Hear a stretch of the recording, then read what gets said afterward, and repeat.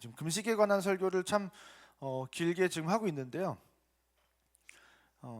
금식이라는 키워드는 성경에 있어서 굉장히 참 중요한 키워드였어요. 이스라엘 백성들이 하나님께로 돌아올 때마다 금식을 시행하고 하나님께로 돌아오게 됐단 말이에요.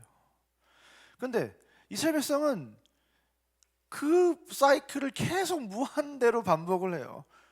사사시대에 보면 이스라엘이 계속 타락을 하고 그러면 하나님께서 심판하시고 그때 일어나서 사사들이 일어나가지고 이스라엘 백성을 구원하고 그러면 다시 또 타락하고 이 사이클을 무한 반복하더라는 거예요. 근데 여러분, 이때 등장한 사사기의 사사는 이스라엘 백성을 외부의 침략으로부터 구원해 줄 용사이기는 했지만 그들은 하나님의 말씀을 맡은 말씀 맡은 자인 제사장은 아니었다는 거예요. 그렇기 때문에 이 사사들은 하나님의 음성을 들을 수가 없었고 하나님의 백성에게 말씀을 가르칠 수도 없었다는 거예요. 그러니까 이스라엘 백성을 잠시 구원해 주기는 하지만 위협으로부터 벗어나게 해주긴 하지만 하나님께로 연결하는 존재로서 기능하지는 못했다는 것입니다. 여러분, 하나님의 백성에게 하나님의 말씀을 전달하고 하나님을 연결하는 사람들 누구라고 우리는 이야기를 합니까? 바로 제사장이라고 합니다. 근데 문제는 이 사사기의 제사장들의 타락으로 인해서 그 하나님의 말씀이 하나님의 백성들에게 전달되지 않으므로 이 사사기는 계속해서 하나님을 떠나는 역사를 반복했던 것입니다.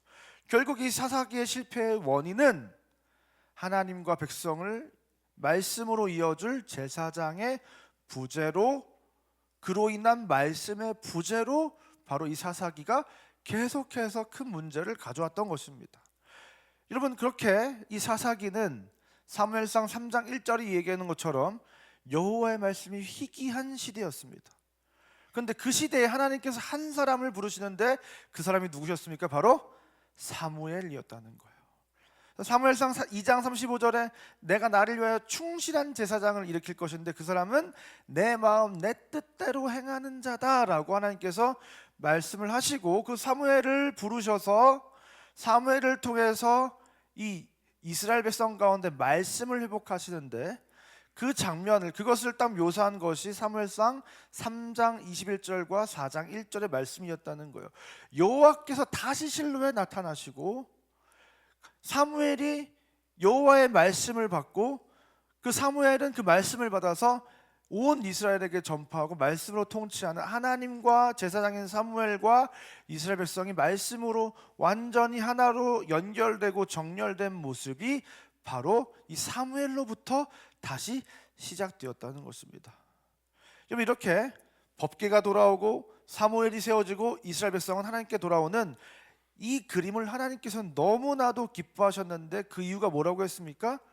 출애굽기 19장 말씀을 보니까 세계가 다 나에게 속했지만 특별히 이스라엘 백성들은 그 모든 민족들 중에 내 소유이고 특별한 소유고 특별히 구별된 자들이 되었다. 그래서 그들은 구별되어 어떤 용도로 사용된다고 했습니까? 그들을 제사장 나라로 삼으시겠다는 거예요. 여러분, 이것이 이스라엘 백성이 말씀을 중심으로 또 그 제사장을 중심으로 하나님과 정렬되어야 되는 이유였다는 거예요. 하나님, 제사장, 이스라엘 백성으로 연결된 이 구조는 결국은 제사장 나라를 만들게 되고 이 구조가 확장돼서 하나님과 세상 나라를 연결할 제사장 나라가 이스라엘 백성이 돼서 이 이스라엘 백성을 통하여 모든 민족이 구원을 받게 되는 하나님의 위대한 그림을 이 이스라엘 백성을 통해서 하나님께서는 완성하기 원하셨다는 거예요. 그래서 하나님은 특별히 성경 속에서 이 이스라엘 백성에 대해서 너무 지대한 관심을 가지고 계시고 이렇게까지 집착하시나, 이제는 포기하실 만도 한데 나 같았으면 벌써 버렸다 싶은 순간에도 끝까지 포기하지 아니하시고 이스라엘 백성을 회복하시는데 엄청난 에너지를 쏟으세요. 도대체 왜 그러시는 걸까? 이스라엘 아니면 안 될 만큼 이들이 대단하고 뭐가 잘났기 때문에 그게 아니라 하나님이 그렇게 하기로 작정하셨기 때문에 그런 거예요. 신명기 7장 7절부터 8절 말씀 다 같이 읽겠습니다. 시작.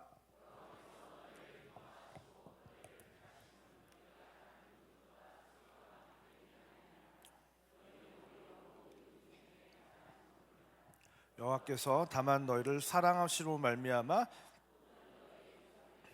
맹세를 지키려 하심으로 말미암아 자기의 권능의 손으로 너희를 인도하여 내시되 너희를 그 종되었던 집에서 애굽 왕 바로의 손에서 속량하셨나니. 아멘. 여러분, 하나님께서 이스라엘 백성을 세계 모든 민족 중에 이들을 기뻐하시고 택하신 이유는 이들이 다른 민족들보다 수요가 많아서 아니라는 거예요. 이들은 모든 민족들 중에 가장 작은 민족이었습니다. 그러나 다만 너희를 사랑하심으로 말미암아. 이 말이 뭐예요? 그냥 하나님 마음이었다는 거예요. 그리고 너희 조상과 하신 맹세를 지키시려고, 그 이스라엘 백성과 아브라함과 모세와 하신 그 약속을 지키시려고 하나님께서는 처음 그 약속대로, 그 작정대로 이스라엘 백성을 제사장 나라로 만들어야 되는 거예요. 왜? 이스라엘 백성을 제사장 나라로 만들어서 온 인류를 회복하기로 하겠다는 것은 하나님의 뜻이고 작정이기 때문에, 그래서 언약에 신실하신 하나님은 그 계획을 이루어 가시는 겁니다. 그러니까 그 하나님의 성품에 의해서 하나님은 어쩔 수 없이 이스라엘 백성을 사용하셔야 되고 계속해서 이스라엘 백성을 바꿔가시는 그 작업이 이 구약의 내용 전체에 지금 등장하고 있는 겁니다. 그래서 이스라엘 백성이 타락하면 또 심판하시고 다시 회복하시는데, 그때 제사장을 일으키셔가지고 이스라엘 백성을 변화시킨다. 근데 그때 특별히 하나님은 금식이라는 수단을 사용하시더라. 이것이 우리가 지금 계속해서 함께 나누고 있는 이야기입니다. 그래서 이제 구약에서는 금식이 등장하는데 대부분의 내용은 민족적 차원에서의 금식이었다는 거예요. 왜 그랬다고 했습니까? 이사야 58장 12절 오늘 본문 말씀을 보니까 내게서 날짜들이 오래 황폐한 곳들을 다시 세울 것이며 너는 역대에 파괴된 기초를 쌓으리니 너는 무너진 데를 보수한 자가 되고 길을 수축하여 거할 곳이 되게 한 자가 될 것이다.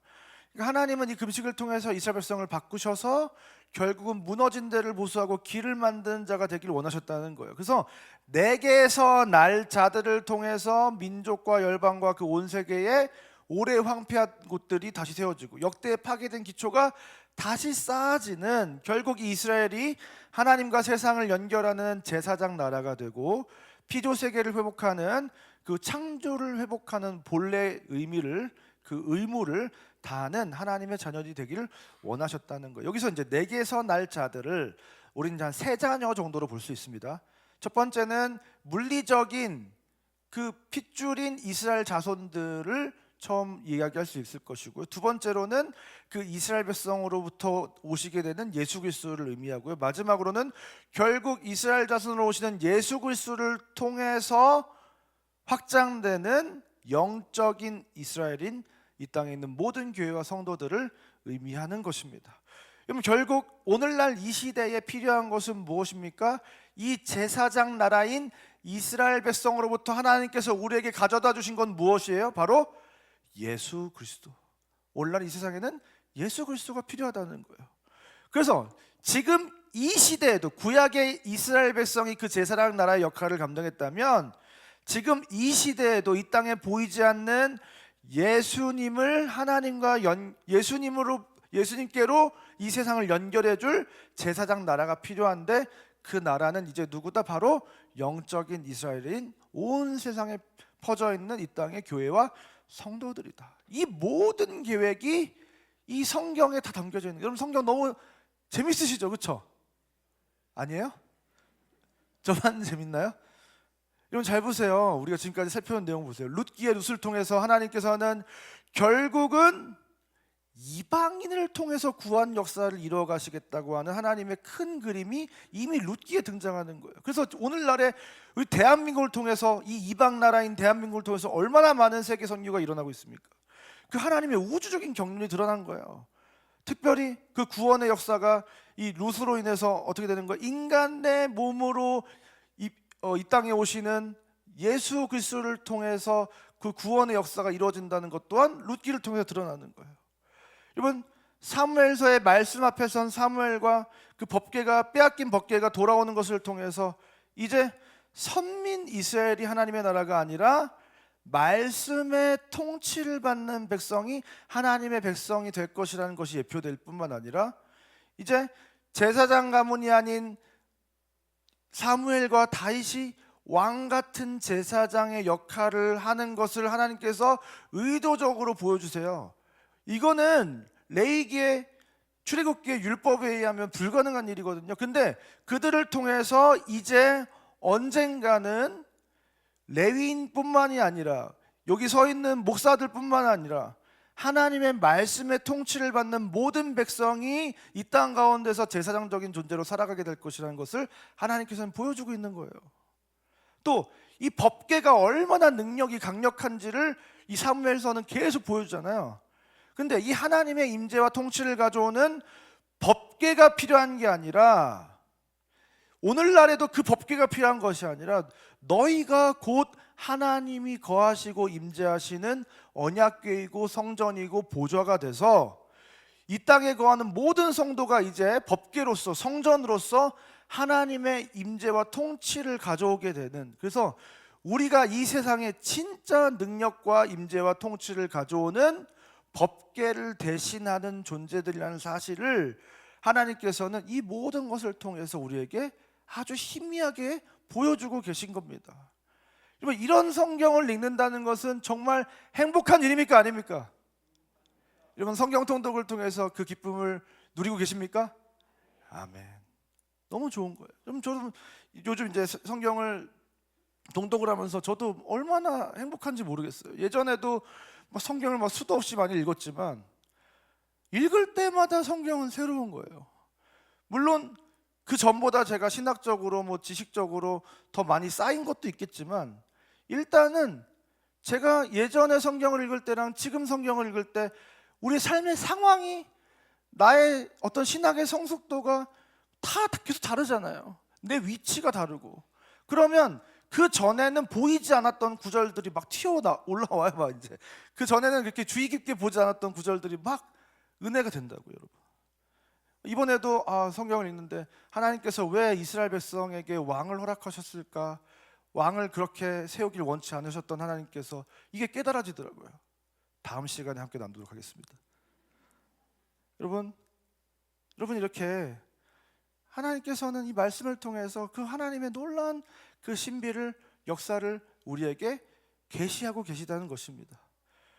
여러분, 사무엘과 다윗과 솔로몬을 지난 이스라엘이 계속해서 이제 다시 회복되고 그 자리를 지킬 것 같았지만 그렇지 못했다는 사실이 이제 앞으로 우리가 읽게 될 열왕기서와 이 모든 내용들을 통해서 우리는 다시 발견하게 됩니다.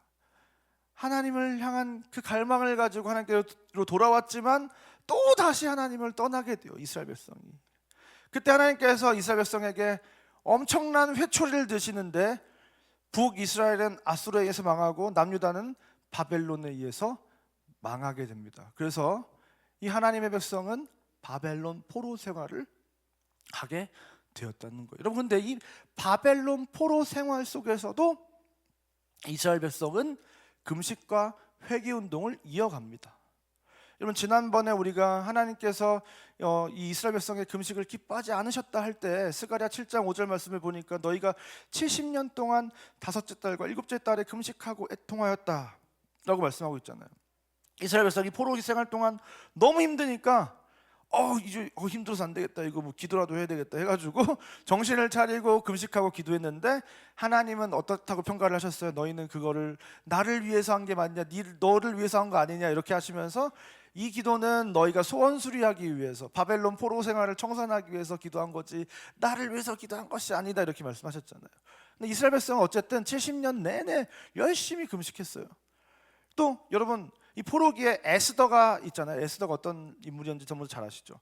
그래서 4장 16절에 보니까 당신은 가서 수산에 있는 유다인을 다 모으고 나를 위하여 금식하되 밤낮 3일을 먹지도 말고 마시지도 마소서, 나도 그렇게 하리니 그러고 나가 왕에게 나아가리니 죽으면 죽으리이다. 여러분, 하만의 음모로 인해서 유대인들이 다 죽게 되자 그 당시 왕비였던 유대인 에스더가 죽으면 죽으리이다 하고 결단하고 왕에게 나아가서 도움을 구하려고 합니다. 그러면서 나아가기 3일 전에 3일간 온 유대인에게 금식을 선포했다는 거예요. 그래서 이스라엘의 그 민족적으로 멸망하기 직전의 그 위기 속에서 에스더는 금식을 선포하고 온 유대가 함께 금식하며 하나님께 이스라엘의 운명을 맡겨드렸다는 것입니다. 이번 다니엘도 금식을 합니다. 다니엘 10장 2절 3절 우리가 너무나 잘 아는 것처럼 그때나 다니엘이 새 이래 동안을 슬퍼하며 좋은 떡을 먹지 아니하고 고기와 포도주를 입에 대지 않고 기름을 바르지 않았다. 우리가 새 이래가 뭐죠? 한 이래가 7일. 새 이래면 어떻게 되는 거예요? 21일. 그래서 다니엘 기도는 며칠 동안 하는 거예요? 20일. 오륜교에서 열심히 21일 동안 이 다니엘이 기도했던 거를 가지고 21일 동안 기도를 하는 거예요.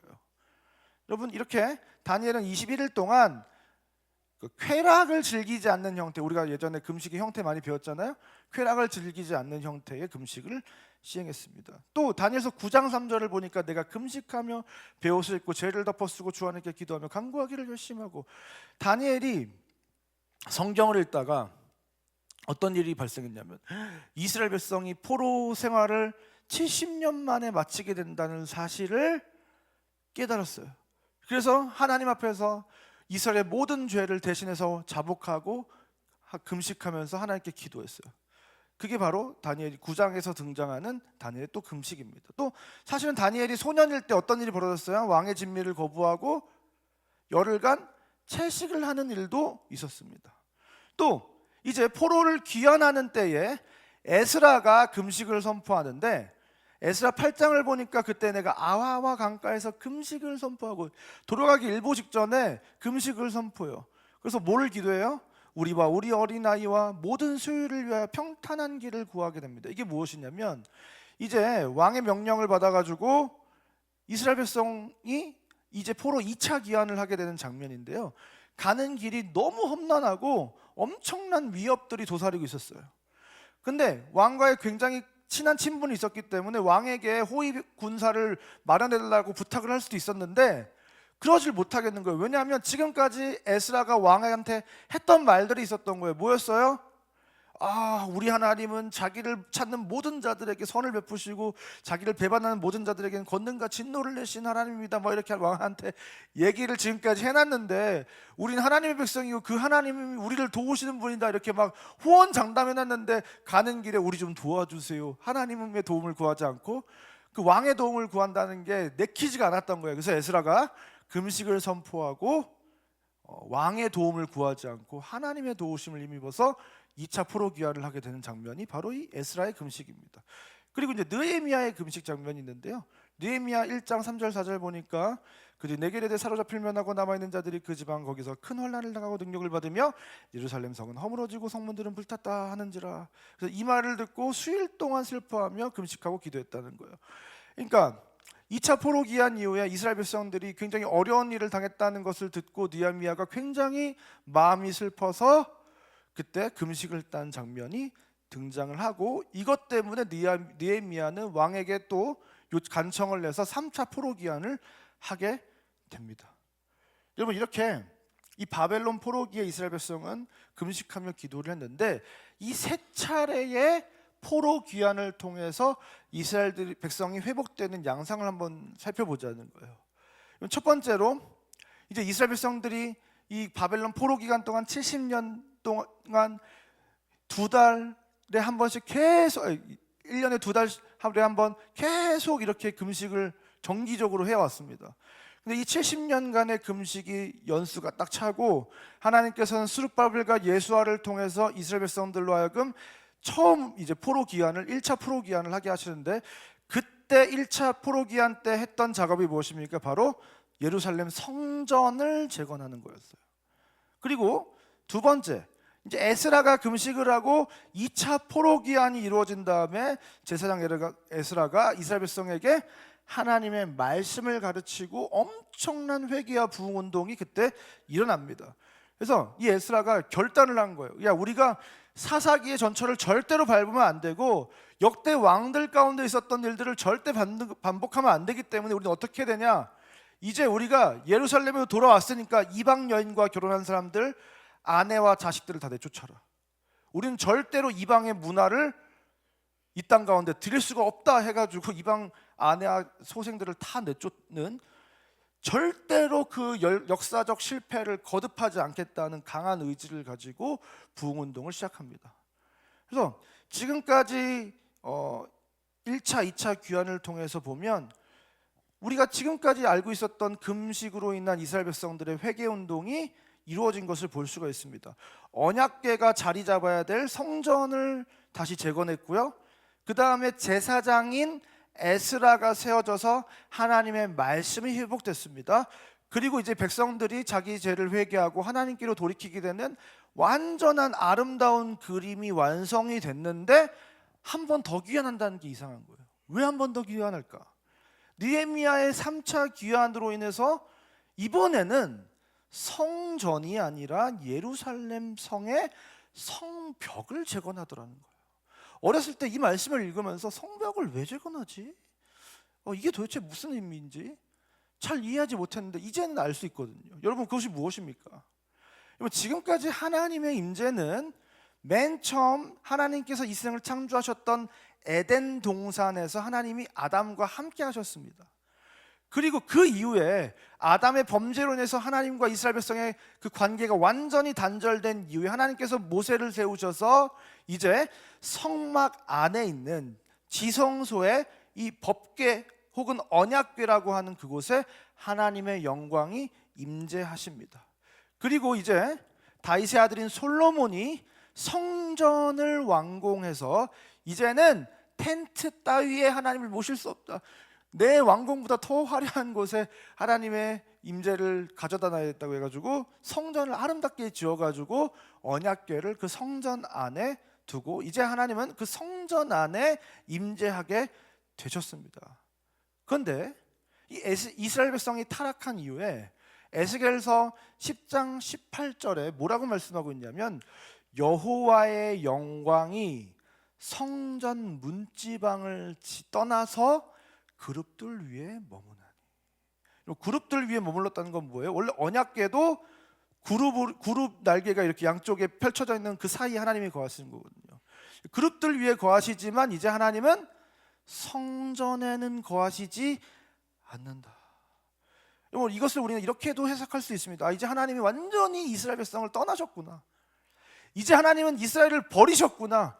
이제 이스라엘 백성은 하나님의 백성이 아니구나. 하나님을 완전히 떠났기 때문에 하나님이 이제 이스라엘 백성을 버리시고 이스라엘 백성에게 완전한 심판을 내리시는구나 라고 생각할 수 있는데 그렇지 않다는 거예요. 그럼 뭐냐? 이 에스겔서 48장은 다시 이렇게 이야기를 합니다. 그 사방의 합계는 18,000척이라 그날 후로는 그 성읍의 이름을 여호와 삼마라 하리라. 예루살렘 성의 건축되는 영적인 장면을 보여주고 있는데요. 그 예루살렘 성의 이제 새로운 이름이 뭐냐? 그 성의 이름은 여호와 삼마라고 하는 성이다 그러는 거예요. 여호와 삼마는 무엇이냐면 여호와께서 거기 계신다라는 뜻이거든요. 이제 여호와 하나님께서는 그 성 가운데 계신다는 거예요.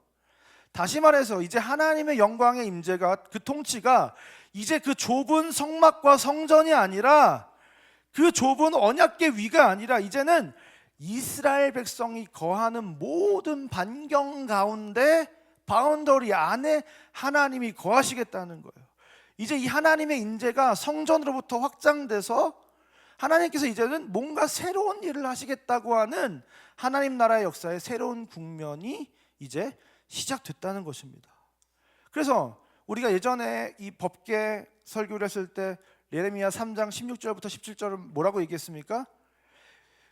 너희가 이 땅에서 번성하여 많아질 때에는 사람들이 여호와의 언약궤를 다시 말하지 아니할 것이요 생각하지 아니할 것이요 기억하지 아니할 것이요 찾지 아니할 것이요 다시는 만들지 아니할 것이며 그때 예루살렘이 그들에게 여호와의 보좌라 일컬음이 되며 그 예루살렘 성이라고 여겨지는 이스라엘 백성 그 자체가 이제는 하나님의 보좌가 된다는 거예요.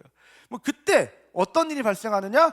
모든 백성이 그리로 모이리니. 이제 하나님께서 제사장 나라를 통해서 새로운 역사를 일으키신 다음에 예수를 보내주시고 이제 성령을 보내주시면 어떻게 된다는 거예요? 그 하나하나의 성전된 성도들이 흩어져서 그 하나님의 영광의 임재가 온 세상으로 확장돼서 이제는 모든 백성이 하나님께로 돌아오게 되는 역사를 이루시겠다. 이것이 하나님의 엄청난 이 우주적인 경륜인 거예요, 여러분. 여러분 이제 더 이상 언약궤가 필요 없다. 그 임재가 성막과 성전 안에만 거하는 것이 아니다. 이제 예루살렘이 여호와의 보좌가 될 것이다. 이제 하나님의 백성들이 거하는 예루살렘성, 이 땅에 보이지 않는 그 하나님의 나라, 하나님의 통치를 받는 하나님의 백성들 가운데 하나님이 임재하셔서 그것을 통하여 하나님의 백성들이 세상 가운데 하나님의 임재와 통치를 가지고 나아갈 때 모든 백성이 그곳으로 모이게 되는 하나님의 놀라운 이 세상의 구원의 역사를 이제 하나님이 시작하겠다는 것을 룻기와 사무엘서에서는 아주 희미하게 보여졌지만 이제 바벨론 포로 시대 이후로부터는 더 분명하게 이 계시를 점진적으로 더 구체적으로 분명하게 보여주시는 거예요. 그래서 이제 너무 많아지게 된다는 거예요. 이제 이 숫자가 지금도 오늘날에 이 땅에 있는 수많은 교회 성도들이 엄청 많아졌잖아요. 이제 영적인 이스라엘인 이 교회와 성도가 하나님의 도성인 예루살렘을 이루게 될 때 거기에 사람이 너무 많아서 어떻게 될 거라고 말씀하시냐면 스가랴서 2장 5절에 보면 너무 많아서 성곽이 없는 성이 될 것이다 라고 말해요. 성곽이 없으면 어떻게 돼요? 여러분, 성곽은 높이 쌓아야 돼, 안 쌓아야 돼? 높이 쌓아서 적의 침공을 막아야 되는데 그 성은 성곽이 없다는 거예요. 왜요? 여호와의 말씀에 내가 불로 둘러싼 성곽이 되며 그 가운데서 영광이 되리라. 뭐예요?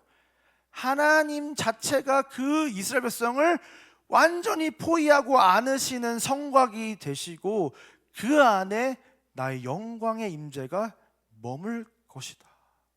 그래서 이제 세상 한복판에 서 있는 이스라엘 백성들을 그 세상 한복판에서 여호와 하나님의 임재하심으로 하나님이 불로 둘러싼 성곽이 돼서 이스라엘 백성을 지키시고 보호해주신다는 거예요. 여러분, 그러니까 이 느헤미야의 성벽 재건이라고 하는 굉장히 생뚱맞는 3차 귀환의 이야기는 이제 앞으로 하나님께서 이 이스라엘, 영적인 이스라엘의 불로 둘러싼 성곽이 되어주실 하나님의 새로운 역사의 모형이자 암시였다는 것입니다. 이제 하나님의 영광의 임재가 성전을 넘어서 이스라엘 백성의 그 개인과 공동체로 확장되는 것과 그 백성 가운데서 하나님이 함께 하셔서 그들을 보호하시는 하나님의 통치가 그의 백성들을 통해서 이루어지고 확장될 것이다.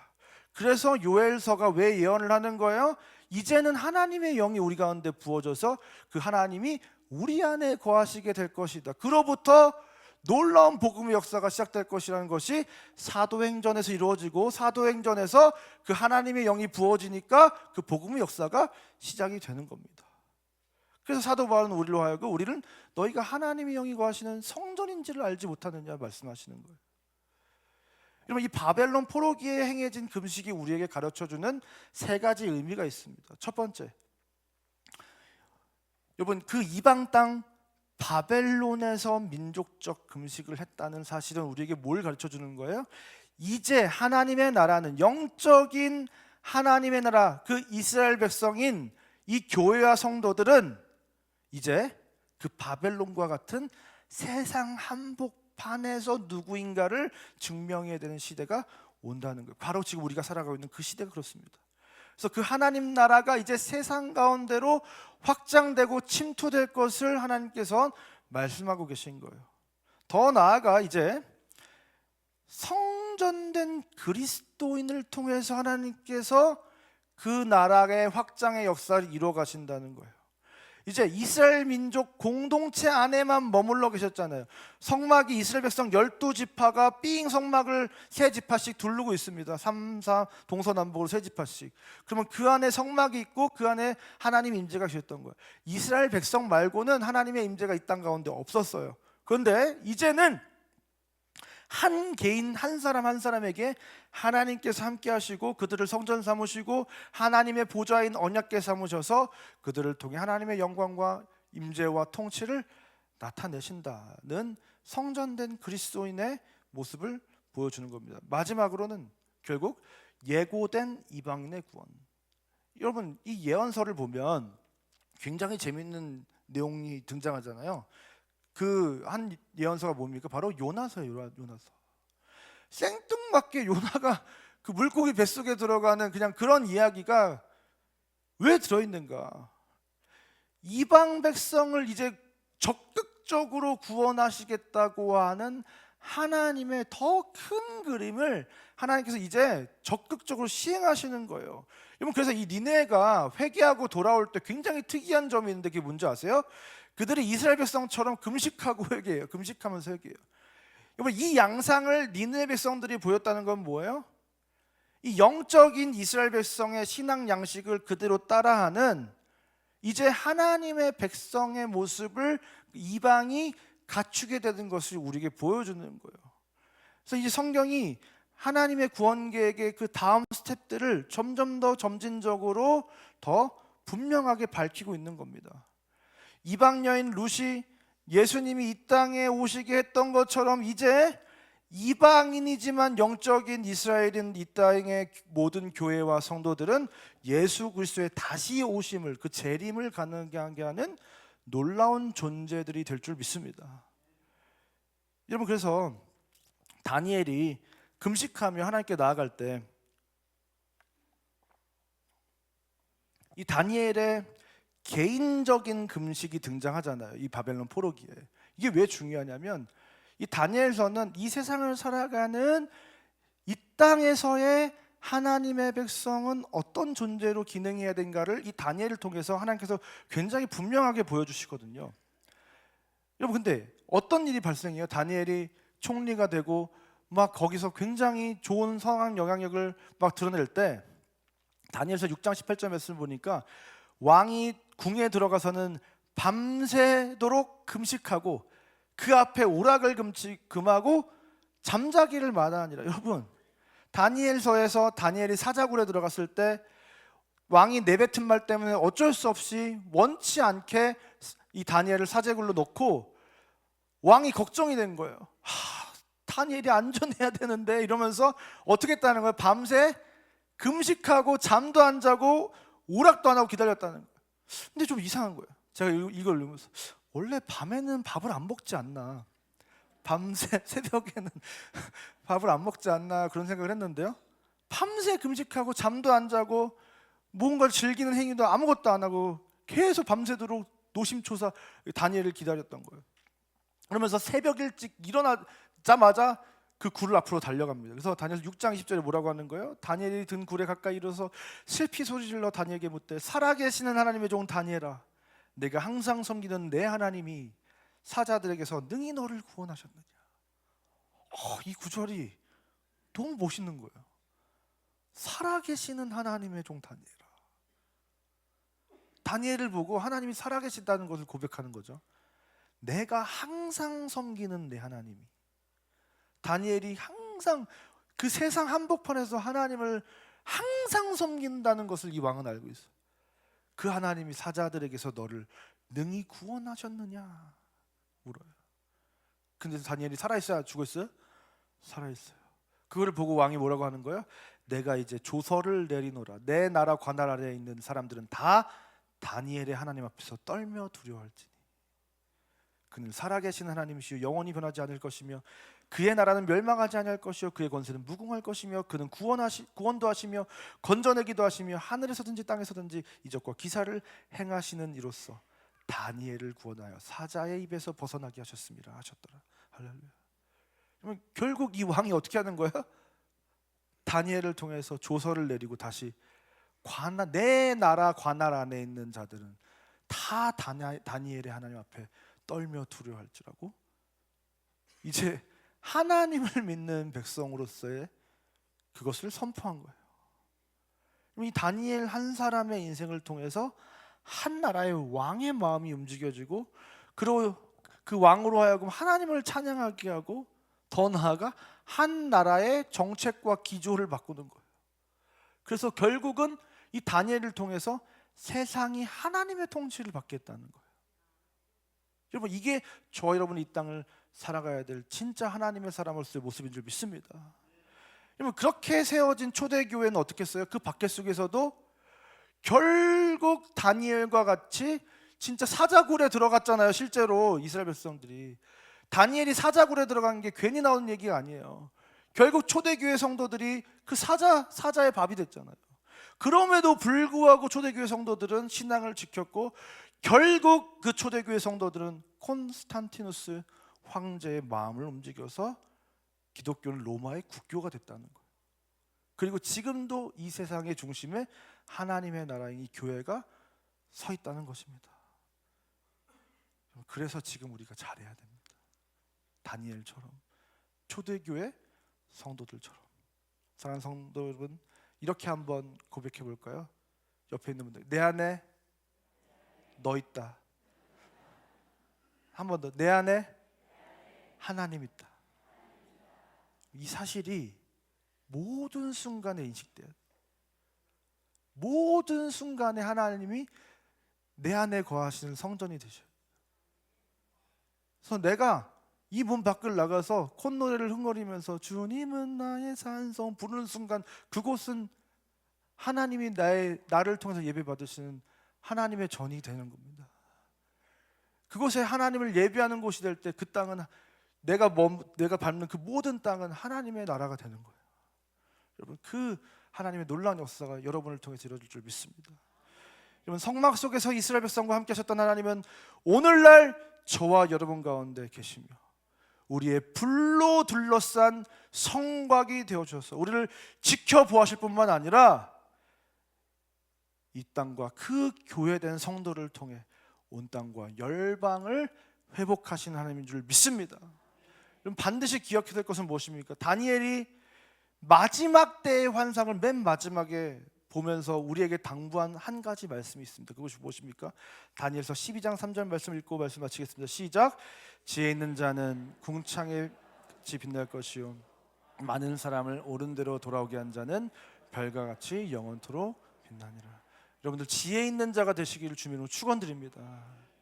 여러분들의 삶을 윤택하게 해주고 굉장히 행복하게 해주고 안락하게 해줄 그런 지혜 말고 진짜 하나님이 주시는 다니엘이 가졌던 지혜가 여러분의 인생 가운데 있길 주님으로 축원드립니다. 다니엘이 우리에게 마지막으로 조언한 내용이 무엇입니까? 많은 사람을 옳은 대로 돌아오게 한 자는 별과 같이 영원토록 빛나리라.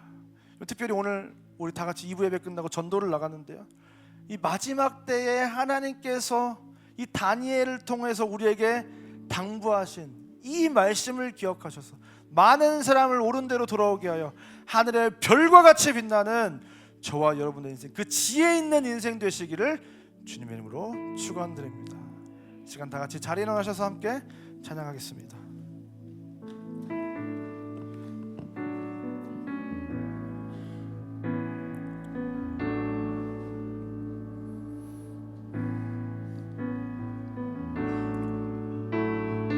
교회여 일어나라, 주께서 부르시니 두려움과 실패 내려놓고 교회여 일어나라. 교회여 일어나라.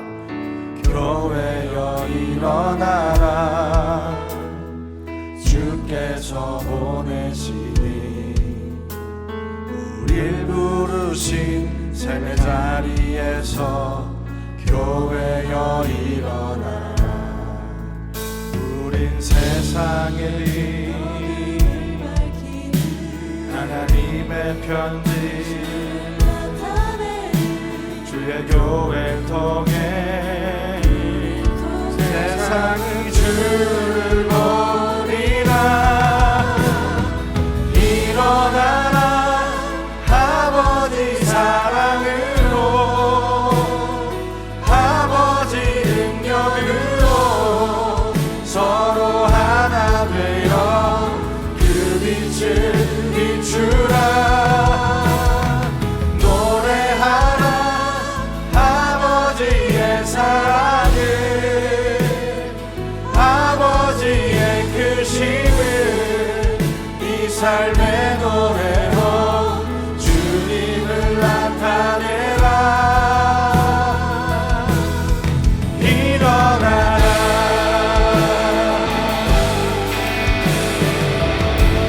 다시 한번 고백하기 원합니다. 교회여 일어나라. 교회여 일어나라.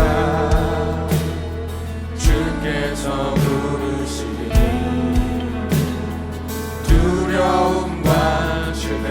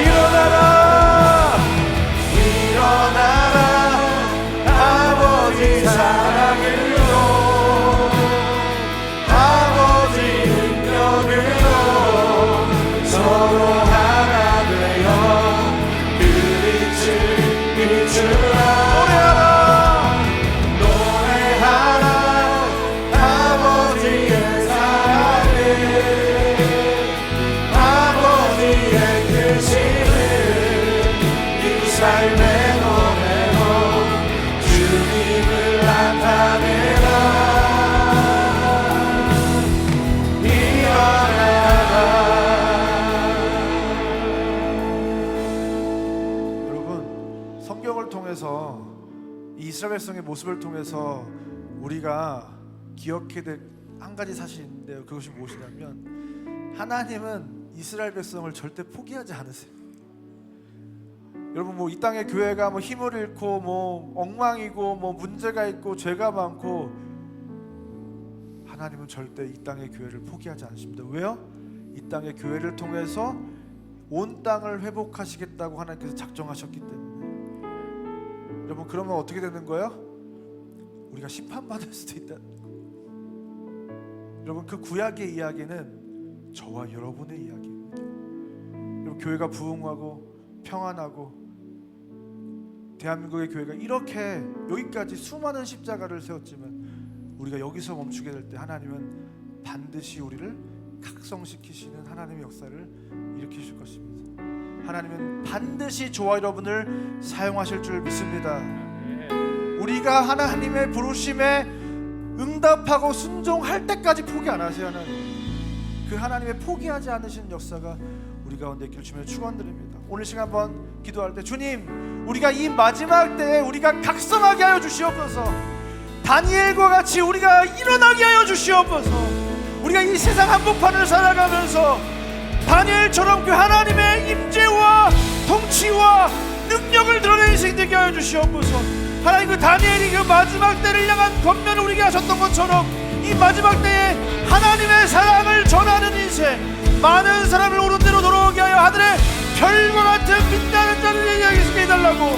특별히 오늘 전도 모임 가운데 부족한 우리가 그곳을 향하지만 하나님께서 불러 둘러싼 성곽이 되어주셔서 우리를 통해 하나님의 임재와 영광과 능력과 그 하나님의 사랑의 복음을 하나님 그곳 가운데 부어달라고 시간 같이 주님을 부르고 기도하며 나가겠습니다. 주여 원하님 감사합니다. 하나님 우리를 이곳 가운데 부르시고 우리 안에 그 놀라운 하나님의 기대와 소망을 부으시고 우리를 포기하지 않으시며 우리를 일어나게 하시며 우리를 다시금 세상을 따라가게 하시는 하나님 이제 우리가 이 말씀 앞에 일어나게 하여 주시옵소서. 그 하나님의 심판과 그 하나님의 엄중한 하나님 문책이 우리 인생 가운데 임하기 전에 이 땅의 교회가 하나님 일어나게 하여 주시옵소서. 이 땅의 성도들이 일어나게 하여 주시옵소서.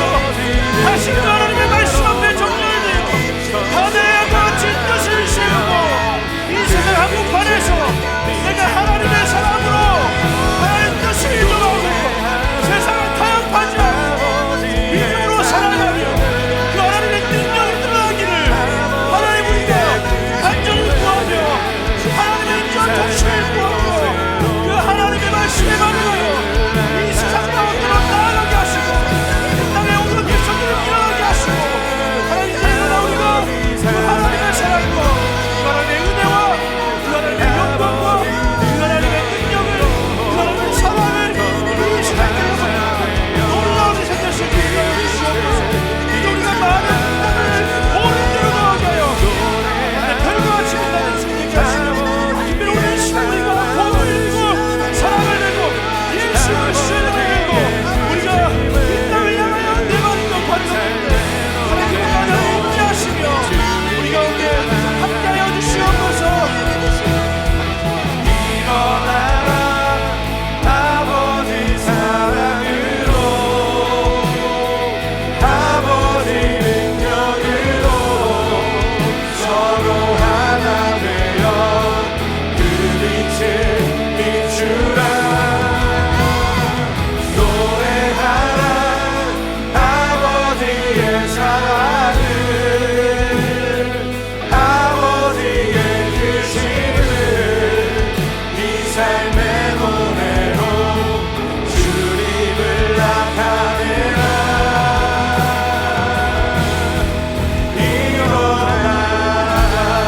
할렐루야. 우리를 통하여 온 세계와 열방을 회복하시는 오늘도 우리 안에 함께 하시는 그 하나님께 감사와 영광과 찬양의 박수 올려드리기 원합니다. 네, 자리에 앉으셔서 오늘 시간 준비한 예물을 하나님께 봉헌하도록 하겠습니다.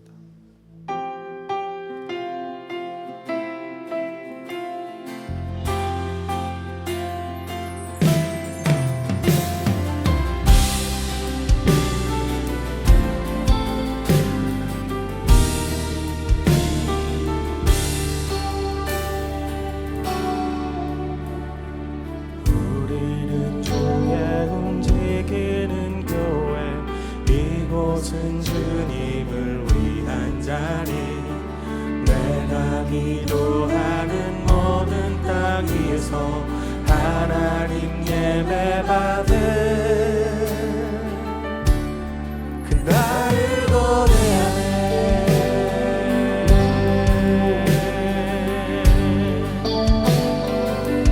우리는 주의 움직이는 교회. 이곳은 주님을 위한 자리. 내가 기도하는 모든 땅 위에서 하나님 예배받은 그날을 고대하네. 나의 노래로 주님의 성전을 지으리. 높임을 받으소서. 이 시간의 찬송 증거하실 주님은 거룩하십니다. 그 손 들어 주님의 보좌를 만들고 만 다해 경배하는 구름 날개 사이에 임하신 것처럼 내 위에 임하소서. 하나님 우리가 이곳에 섰으니 땅을 치유하소서. 하나님 우리가 어디에 있든지 주를 높이리라. 열방들아 주님을 송축할지어다. 그 발 아래 입 맞추라. 영원한 통치자 주 예수 그리스도. 그는 위대하신 왕 우리 왕. 저와 여러분은 하나님의 움직이는 교회인 줄 믿습니다. 아멘. 승민이가 이것 때문에 휴가 나온 거야? 진짜? 대단한데요. 금요일 날 휴가를 나왔길래 휴가를 나왔나 보다 했는데 오늘 여기 있어서 깜짝 놀랐습니다. 그래서 우리 군대에서 움직이는 교회로 살아갈 우리 승민이 큰 박수로 한번 격려하도록 하겠습니다. 할렐루야. 다 같이 기도하겠습니다. 사랑하는 하나님 참 감사합니다. 우리를 너무나도 사랑하셔서 우리를 향한 그 사랑을 포기하지 않으시고 우리를 사랑하기로 작정하시고 우리와 함께 일하기로 작정하셔서 이 부족한 우리를 끊임없이 끈질기게 포기하지 않으시고 버리지 아니하시고 우리를 심판하지 아니하시고 우리를 결국은 다시 일으켜 하나님의 백성으로 하나님의 나라로 하나님의 동역자로 세우신 하나님 너무나도 감사합니다. 하나님 이 땅의 교회가 너무나도 지금 죄악과 세속화와 하나님 타락으로 세상에 어떠한 존중도 받지 못하고 있는 이 시대 속에 하나님 이 말씀을 통하여 우리의 경종을 울리시는 그 하나님의 마음을 우리가 오늘 이 시간 깨닫게 하여 주시옵소서. 하나님 정말로 우리가 이 땅에 존재하는 그 이유가 무엇인지 시집가고 장가가고 잘 먹고 잘 살고 그것이 우리가 살아가야 될 이유가 아니라 정말로 하나님의 나라와 하나님이 우리에게 허락하신 그 놀라운 위대한 가업이 우리 가운데 예비되어 있다는 사실 하나님 우리가 오늘 이 시간 이 말씀을 통하여 깨닫게 하여 주시옵소서. 우리를 하나님의 나라 삼으시고 하나님의 백성 삼으시고 하나님의 자녀 삼으시고 그 하나님의 그 기업을 상속받게 하시고 그 하나님과 더불어 그 하나님의 나라의 놀라운 역사를 이루어가게 하시는 그 하나님의 놀라운 그 기대와 그 작정 속에 하나님 우리가 지금 우리가 머물고 있는 이 죄악의 자리에서 일어나 이제 하나님을 향하고 하나님과 함께 일어나 이 세상 가운데서 다니엘과 같은 인생으로 하나님 놀라운 사람으로 그 믿음의 인생으로 하나님 용기 있는 인생으로 살아내는 우리 인생들 다 되게 하여 주시옵소서. 그래서 우리를 통하여 그곳에 하나님의 나라가 임하게 되는 세상의 모든 사람들이 하나님의 영광과 능력과 임재를 경험하게 되는 하나님 우리 모든 존재들 다 될 수 있도록 인도하여 주시옵소서. 주님 이 땅의 교회를 회복하여 주시옵소서. 이 땅의 교회가 그 정체성을 회복하게 하여 주시옵소서. 하나님 우리가 정말로 그 하나님의 나라, 그 제사장 나라라는 사실을 기억하게 하여 주시옵소서. 하나님 특별히 우리의 연약함을 긍휼히 여겨주시고, 하나님 정말로 이 세상을 살아가는 것이 너무나도 때때로 힘들고 너무나도 고통스럽고 너무나도 먹고 산다는 것이 힘들어서 하나님 어느새 거기에 몰두하고 있는 우리 인생을 긍휼히 여기시고, 하나님이 우리 인생에 불로 둘러싼 성곽이 되어오셔서 그 하나님으로 인하여 우리가 우리의 인생이 바로 서는 것을 목도하고 또 하나님을 더욱 신뢰하게 되는 인생이 되게 하셔서, 우리도 이제 하나님 이 인생, 세상과 다를 바 없는 이 인생의 자리를 박차고 일어나 하나님과 함께 그 세상 속으로 침투하는 놀라운 하나님의 삶들 다 될 수 있도록 우리 인생을 주님께서 살펴주시옵소서.